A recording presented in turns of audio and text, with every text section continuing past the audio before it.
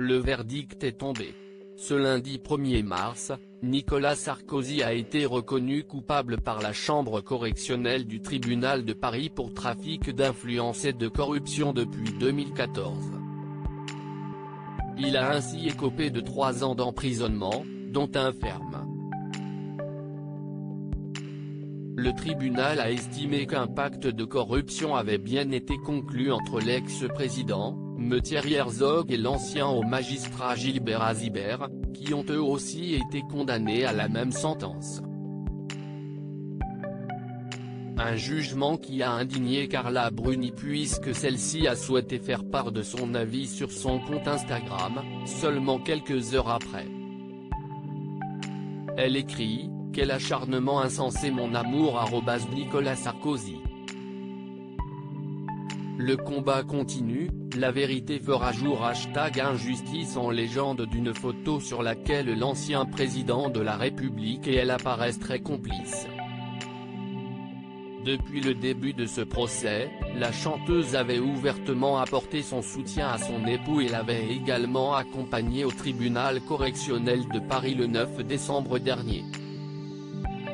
Nul doute que cette nouvelle a dû l'anéantir. Il va devoir passer par la case prison. Nommée l'affaire des écoutes, celle-ci a éclaté en 2014, soit 2 ans après le départ de Nicolas Sarkozy du palais de l'Élysée. Une enquête concernant des soupçons de financement libyen de sa campagne présidentielle en 2007 avait été ouverte et celle-ci lui avait valu une quadruple mise en examen. Les juges avaient ainsi découvert que l'ancien président français utilisait une ligne téléphonique secrète pour s'entretenir avec son avocat Thierry Herzog. Ainsi, ce sont une dizaine de leurs conversations qui avaient été retranscrites et selon l'accusation, elles prouvaient qu'un pacte de corruption avait été conclu entre Nicolas Sarkozy, son avocat mais aussi l'ancien haut magistrat Gilbert Azibert. Suite à ce procès, Thierry Herzog a obtenu la même sentence que l'époux de Carla Bruni mais il a immédiatement fait appel. Ce sont ses avocats qui l'ont indiqué à l'AFP, l'appel est suspensif sur toutes ces dispositions.